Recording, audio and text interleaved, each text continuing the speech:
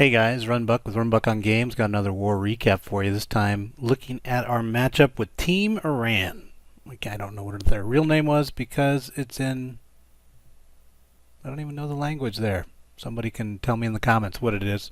I probably know, but I don't remember it because my brain is old. But anyway, we did end up beating them. As you can see here, 86-53. We had some pretty good voting, and we'll actually have a unique... if you went back to the thumbnail, we had the Town Hall 9s actually attacked one base 3 times from fresh to second and third attack to try to see which attack would be better. So we'll have a cage match of sorts with one of the features, and then we'll have a Town Hall 11 and a Town Hall 10. So let's get to it. First off, we had a nice set of nukes that I thought just for my own personal gratification, I wanted to kind of capture because Bob did a really great job. This is a pretty standard mix that he uses, and there's 2 bases I want to show, so I won't really dive into either attack, like multiple times asking questions. But take a look at the mix here. He's usually opening with his flanking team with a Valk bowler cut team to help the queen go a certain direction. Sometimes he'll do 2 Valks with more bowlers to get a deeper penetration. So that's one part that he does. And then here, notice how he starts with a giant, and the healer is actually locked to the giant.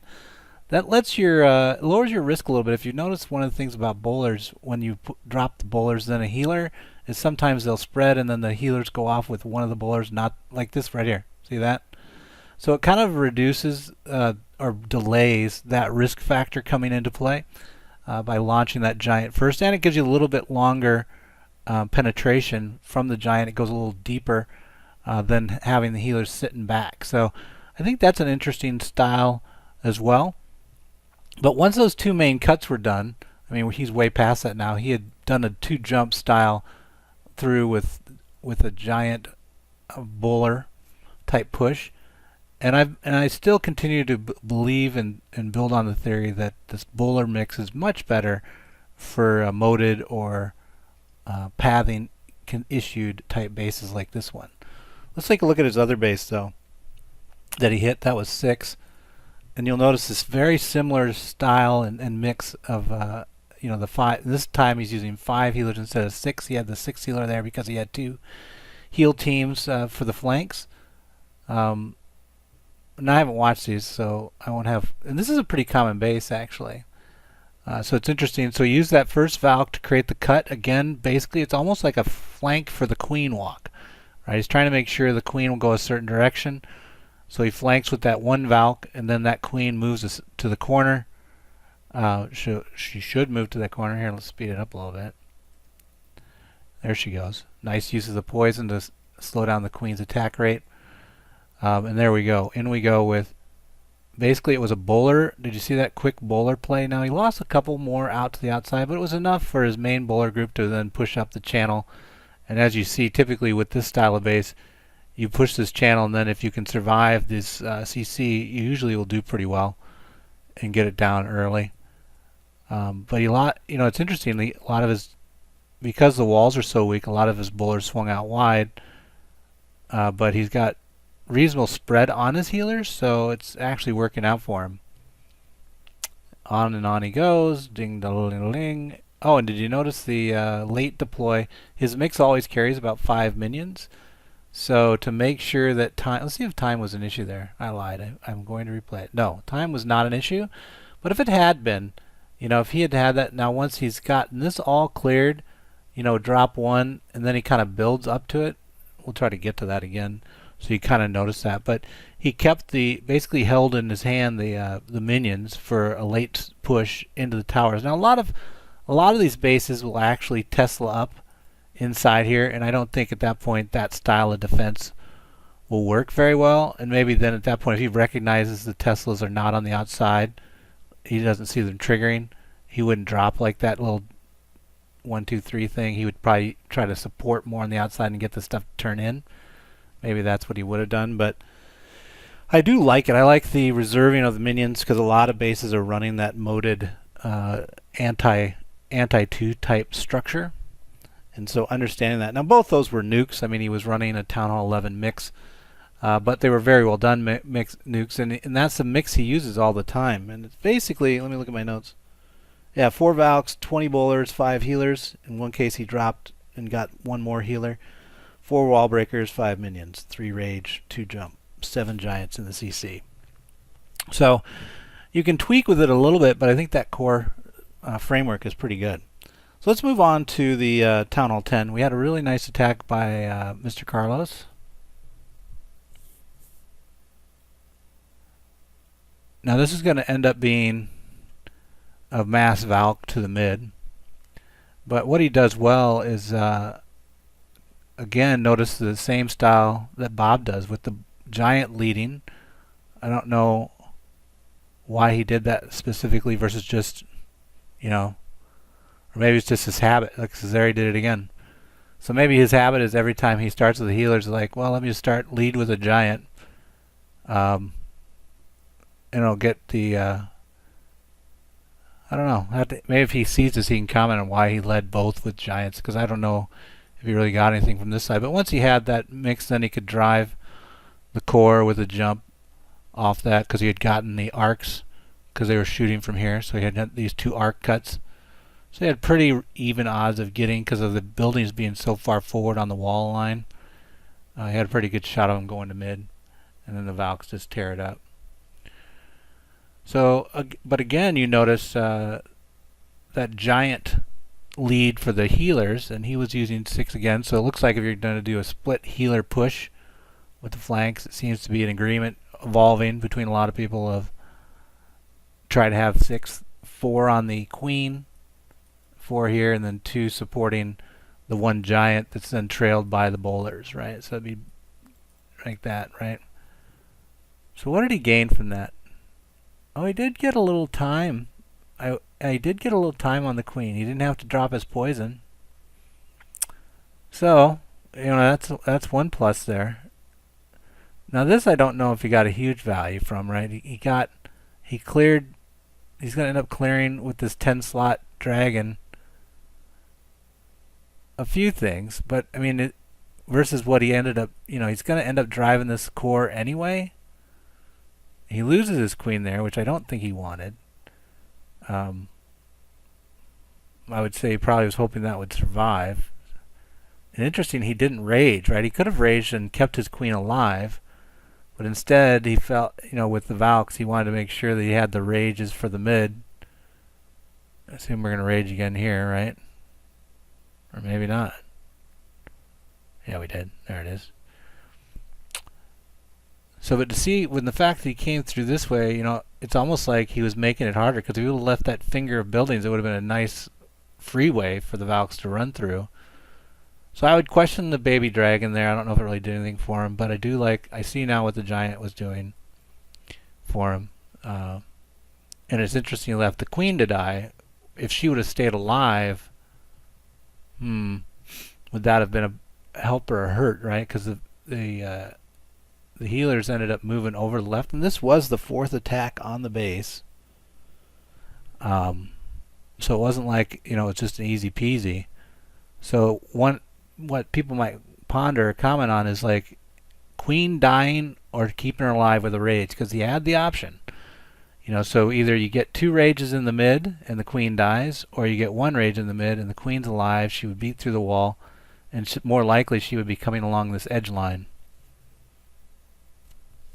Probably either way it would have worked out. Let's now move on to the wonderful set of 3 attacks on 16. We'll have to go to the war events for this. The first attacker was Amagnus on a fresh attack. I think it was way the heck down here. Yeah, there it is. So there's the first one. Since we're going to look at 3 of them, we'll just do them all 4 times speed. So it looks like Amagnus is going to do, and then we can all vote on which one was better. So Amagnus is doing a HeGi with some baby dragon flanking. It was the HeGiBo Ho, basically. And I wouldn't have done the HeGiBo Ho, but what's he got left? He's got about 4 hogs left, and he's got the giant team plus the royals still up. I wouldn't have done it because of the, well, I'd have to see the positioning of the ADs, I guess, to comment on that. But HeGiBo ho for Amagnus. Let's write that down. And I would say he had.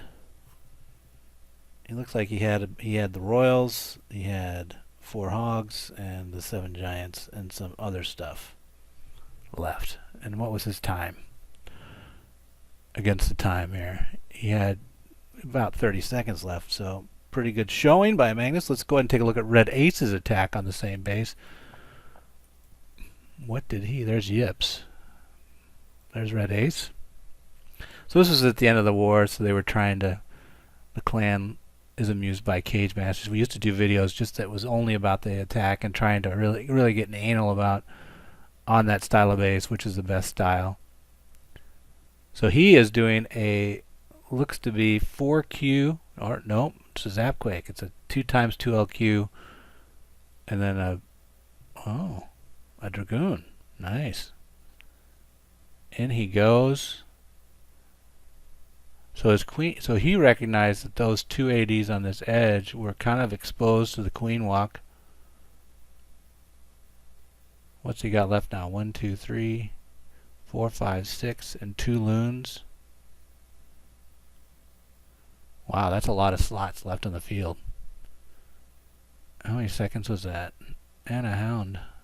Okay, 2 hounds. So it's a by Dragoon. Usually you'd say try lava loon, but it's a by lava Dragoon. I don't know. But yeah, so he saw this one, which can be reached from here, and he 2LQ'd the other ones, and this one can be reached from here by this guy.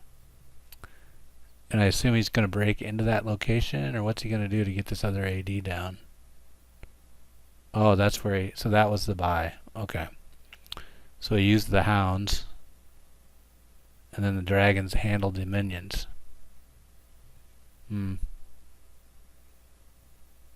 Both expos were up too.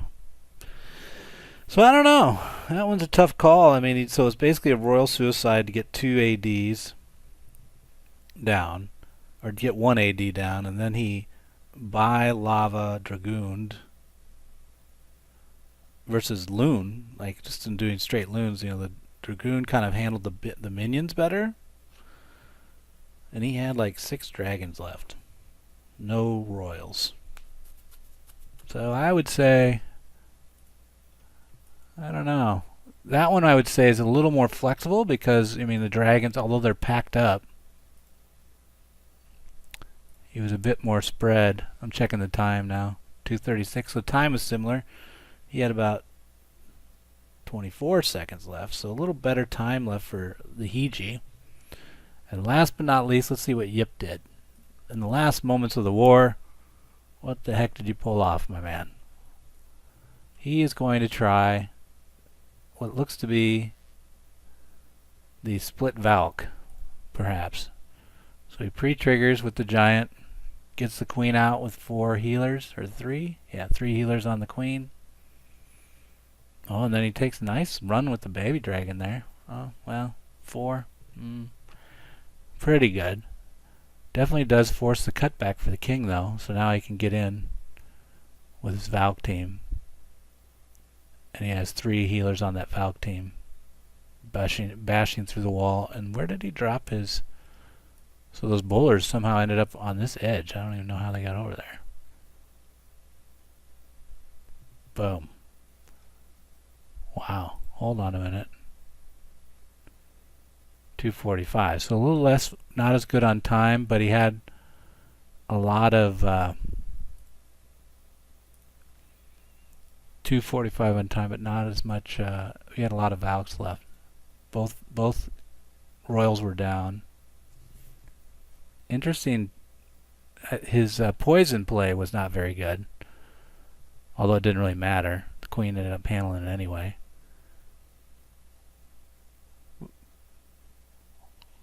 Huh. So then the Valks, the king basically does a run forward to clear for the Valks, takes some fire while the bowlers go behind the Valks. Well, Oh, the queen did stay alive. There she is down at the edge. So we had the queen and what does it look like? 1, 2, 3, 4, 5, 6, 7, maybe 8. 8 Valks. That's pretty good too. Although the most it had on the field was actually the RedAce's attack. So we're gonna have to give it to RedAce, I think. With the 6 or 7 dragons left on the field, that definitely beats numbers of slots for anybody else. And time was similar with Amagnus. So Dragoon. We're gonna give the Dragoon the vote there. The 2 LQ. Royal Suicide for one of the ADs, and then a Buy Lava for the other AD, followed by Dragoon. Probably because he knew the minions were there. Alright, bonus round. What do we got here? We had that Amagnus on 14. We had Ohio. Oh, Carlos on 8, and Nord on 4. Well, let's look at Nord on 4. Or is that a nuke? We'll just look at it with that. I don't know. We'll take a look at Nord. I haven't seen Nord in a while. The bonus round. It is not a nuke. So even better. It's Town Hall 11 Pier. Racetrack base. Bowlers. I'm green so far. Tried to get some cut, I guess, with that one bowler that you saw flash in at 4. And he just pounds in from one side. And ends up getting everybody going just from that little tiny finger of a cut. And this layout, that's the problem with this layout, is if you run the track, the Infernos tend to be easily taken care of with a circling team. And even though he's got a CC minion trailing him, it didn't really matter. He just powered through it. So, I don't know if you would... I mean, is that the style you should always go with like a racetrack like that? I guess if you can access the Infernos, yes.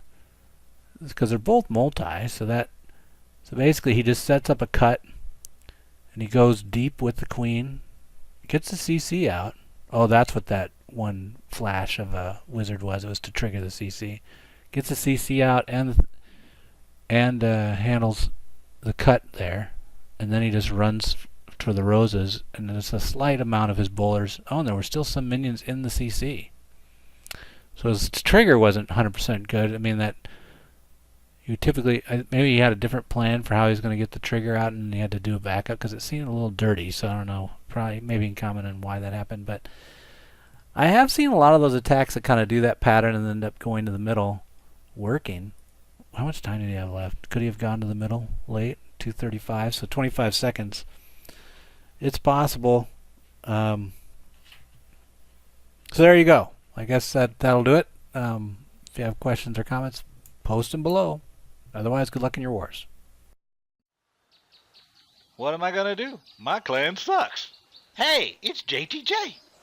I think that's an all-out attack. No, it's the legendary JTJU. JTJU.